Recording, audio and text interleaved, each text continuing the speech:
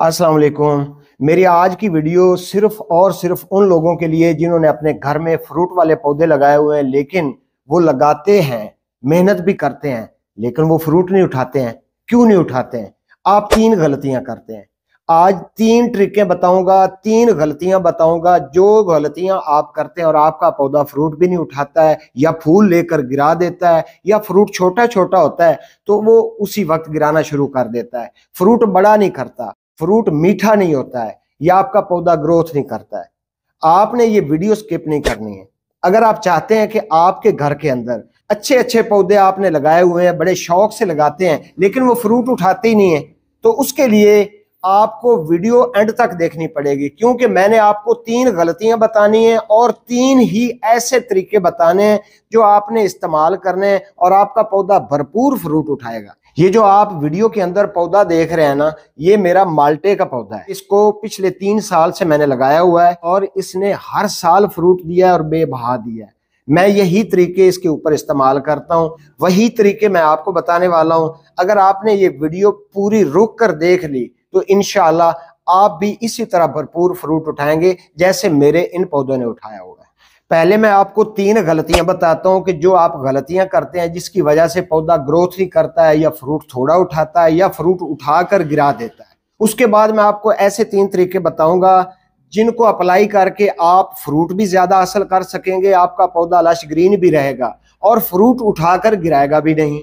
मुझे इस बात की समझ नहीं आती है कि अगर मैं आपको ये 3 तरीके बता दूंगा तो मेरा क्या चला जाएगा, लेकिन हमारे डॉक्टर हजरात या जिन लोगों को फार्मिंग के तजर्बे हैं वो ये चीजें बताते क्यों नहीं है? वो अपनी वीडियो को वायरल करवाने के लिए अजीब अजीब ट्रिकें बताते रहते हैं। बंदा हैरान हो जाता है कि हाँ यार, इस ट्रिक पर अमल करेंगे तो हमारा पौधा बहुत फ्रूट उठाएगा, लेकिन जब उस पर अमल करते हैं तो पहले से भी बेड़ा गर्क हो जाता है। मेरे दोस्तों, मैं आपको बकायदा लाइव प्रोसेस दिखाऊंगा मेरी वीडियो के अंदर, साथ साथ मैं क्लिप भी लगाता जा रहा हूं ताकि आपको समझने में आसानी हो। पहली गलती आप ये करते हैं कि जिस वक्त आप पौधा शिफ्ट करते हैं, शिफ्ट करने के दौरान में आप जमीन को तैयार ही नहीं करते। जिस तरह की पौधे को जमीन चाहिए होती है वैसी हम पौधे को जमीन देते ही नहीं है। बस जैसा आया खड्डा निकाला, खड्डा निकाल कर पौधा शिफ्ट कर दिया, ऊपर से पानी लगा दिया तो सो गए। पहली गलती ये आप करते हैं। आपने हमेशा से भल मिट्टी का इस्तेमाल करना और भल मिट्टी के अंदर गोबर का इस्तेमाल जरूर किया करें। और अगर गोबर आप इस्तेमाल करेंगे तो गोबर के अंदर डिजीजेस होते हैं, गोबर के अंदर बीमारी होती है, उस बीमारी को खत्म करना जरूरी होता है।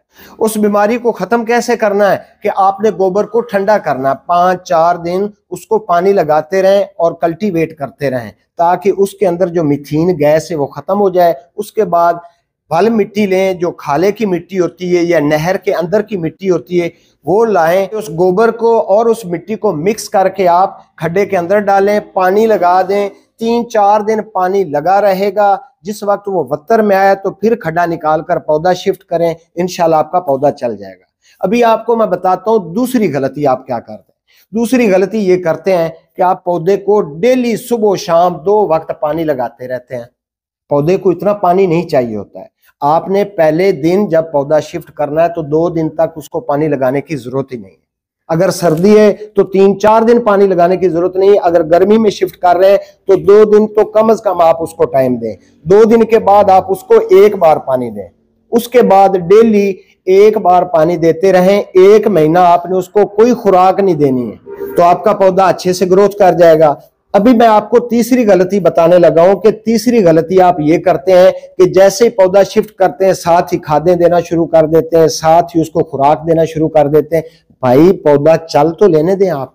जब आपका पौधा चल जाएगा मतलब यह है कि उसकी जड़ें फैलना शुरू हो जाएं, ग्रोथ करना शुरू हो जाएं, तो उसके बाद आपने उसको खुराक देनी। उससे पहले खुराक देंगे तो उसकी जड़ें सूख जाएंगी, आपका पौधा मर सकता है। ये थी 3 गलतियां।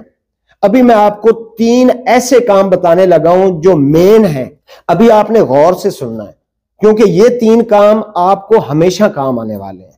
पहला काम बताऊंगा, दूसरा बताऊंगा, ये थोड़े हल्के हैं बहुत जरूरी, लेकिन जो मैंने एंड पे बताना है वो सबसे जरूरी काम है। अभी आप कहेंगे कि वीडियो जल्दी से स्किप करके आगे निकले, आखिरी वाली बात सुन लें। नहीं, पहले आप ये 2 बातें समझेंगे तो तीसरी बात की आपको समझ आएगी।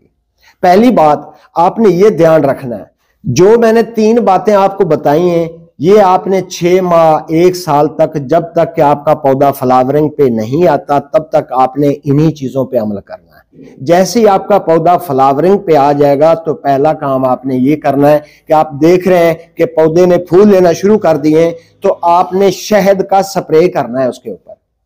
शहद का स्प्रे करने से इतना ज्यादा फायदा होगा कि जितना भी फ्लावर आएगा उसके ऊपर ज्यादा से ज्यादा मक्खियां आएंगी, जो शहद की मक्खियां होती हैं, जो शहद पैदा करने वाली मक्खियां होती हैं, वो आएंगी, वो बैठेंगी, आपके पौधे की ऑटोमेटिकली पॉलिनेशन होगी। जिस जिस फूल पर वो बैठती जाएंगी पॉलिनेशन होती जाएगी। जिस फूल पर मक्खी बैठेगी तो कभी भी ना सोचें कि ये पौधा अभी फ्रूट गिराएगा या फूल गिराएगा। आपके फूल मजबूत होंगे तो उसके अंदर कैप्सूल बनेंगे, कैप्सूल बनेंगे तो आपका फ्रूट मजबूत होगा और ग्रोथ करेगा। ये था पहला काम। अभी आपने दूसरा काम क्या करना है? दूसरा काम भाइयों आपने ये करना है कि जिस वक्त आपका पॉलिनेशन का अमल पूरा हो जाए, पौधे के ऊपर फूलों के बाद छोटे छोटे कैप्सूल बन जाए, फ्रूट बनना शुरू हो जाए, तो आपने पौधे को नीचे से अच्छी तरह से गोडी देनी है। गोडी जरा गहरी देनी है। गोडी देने के बाद उसको 1 हफ्ते के लिए आपने छोड़ देना है। 1 हफ्ता ना तो उसको पानी देना है, ना आपने कोई खुराक देनी है।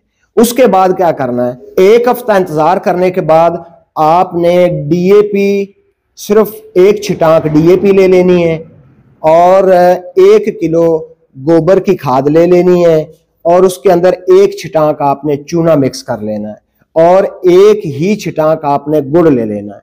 इन चारों चीजों को मिक्स करके आपने 5 लीटर पानी के अंदर भिगो कर रख देना है। 24 घंटे उसको भीगा रहने दें। 24 घंटों के बाद आपने उसको फ्लड कर देना है पौधे को। उसका फायदा ये होगा कि जो आपके पौधे के ऊपर फ्रूट पल रहा होगा, छोटे छोटे कैप्सूल बन चुके हैं, वही फ्रूट आपका ग्रोथ करना शुरू हो जाएगा और पौधा आपका फ्रूट गिराएगा नहीं। इसका यह फायदा भी होगा कि आपका पौधा फ्रूट भी नहीं गिराएगा। उसके बाद जो उसके अंदर आपने चूना शामिल करना है वो आपके पौधे को केरा करने से भी बचाएगा और जड़ों को भी मजबूत करेगा। ये थे 2 काम। अभी आखिरी काम मैं आपको बताने लगा हूं, आपने गौर से सुनना और इस पे अमल करना है। इंशाअल्लाह आपका पौधा फ्रूट बड़ा भी करेगा, उसके अंदर मिठास भी ज्यादा होगी और शाइनिंग भी होगी। इतना खूबसूरत लगेगा, आप हैरान रह जाएंगे कि पौधे ने इतना मोटा मोटा पहले साल ही फ्रूट ले लिया है और इतनी स्वीटनेस है इसके अंदर, इतना मीठा है। मेरे भाइयों, आपने छोटा सा काम ये करना है। ये काम थोड़ा सा मेहनत वाला है, लेकिन अगर आपने कर लिया तो दुआएं देंगे। आपने काम ये करना है कि 5, 6, 7, 8, 10 किस्म के आपने ऐसे सीड लेने जिनसे तेल निकलता हो।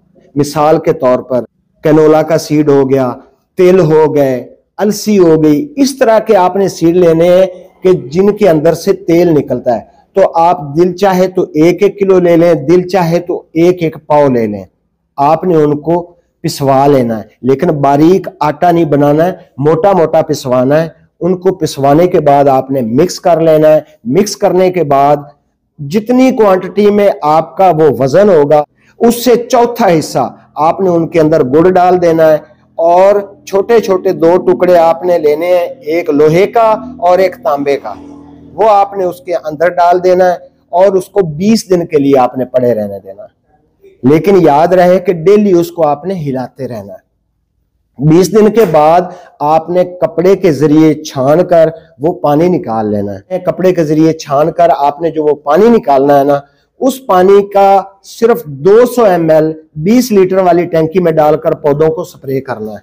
और याद रहे कि ये स्प्रे आपने हर 15 दिन के बाद करना है। ये स्प्रे आपने तब तक करना है जब तक कि आपका पौधा जो है वो फ्रूट मुकम्मल पका नहीं देता है। जब आपका फ्रूट पकेगा तो आप देखेंगे दूसरे लोगों का फ्रूट, दूसरे पौधों का फ्रूट, और जिसके ऊपर आपने ये अमल किया होगा, ये 3 काम किए होंगे, आप देखेंगे कि पहले साल ही इतना ज्यादा फ्रूट आया और इतना ज्यादा मीठा है।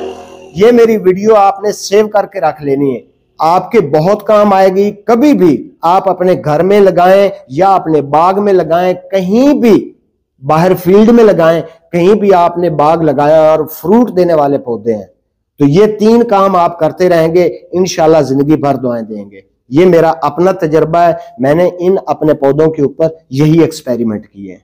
उम्मीद करता हूं कि आज का व्लॉग पसंद आया होगा। अगर पसंद आया है तो यार एक लाइक कर दें, तो चैनल को कर लें सब्सक्राइब, क्योंकि मैं आपके लिए इसी तरह की इंफॉर्मेटिव वीडियो हमेशा लाता रहता हूं। आज के लिए इतना ही। अपनी सेहत का ख्याल रखें और इस चैनल का भी। अल्लाह हाफिज।